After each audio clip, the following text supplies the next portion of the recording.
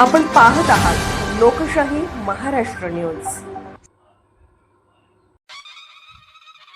फुले शाहू आंबेडकर विचारांचा ठेवा घेऊन चालणारे अभ्यासू ज्येष्ठ व्यक्तिमत्व माननीय श्री शरदचंद्रजी पवार आपणास जन्मदिनाच्या मंगलमय शुभेच्छुक माननीय श्री मनसूर चाचा खतीब अध्यक्ष जत तालुका राष्ट्रवादी काँग्रेस शरद पवार गट व संचालक सांगली जिल्हा मध्यवर्ती बँक सर्व पदाधिकारी जत तालुका राष्ट्रवादी काँग्रेस पार्टी शरद पवार गट।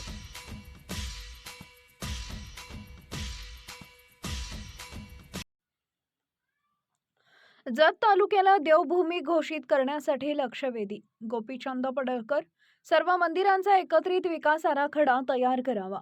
नागपूरमध्ये हिवाळी अधिवेशनात आमदार गोपीचंद पडळकर यांनी जत तालुक्याला देवभूमी म्हणून घोषित करण्याची लक्षवेधी।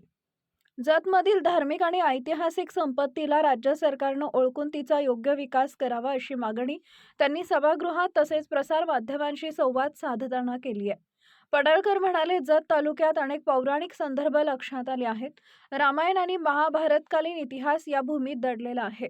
महाराष्ट्रात आणि देशात क्वचितच एका तालुक्यात इतकी प्राचीन मंदिरे असतात।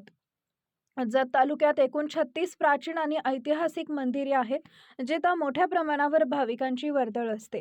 जत तालुक्याला देवभूमी म्हणून विकसित करण्यासाठी तालुक्यातील सर्व मंदिरांचा एकत्रित विकास आराखडा तयार करावा आणि पर्यटनाच्या दृष्टीने आवश्यक पायाभूत सुविधा उभाराव्यात अशी मागणी त्यांनी केली आहे।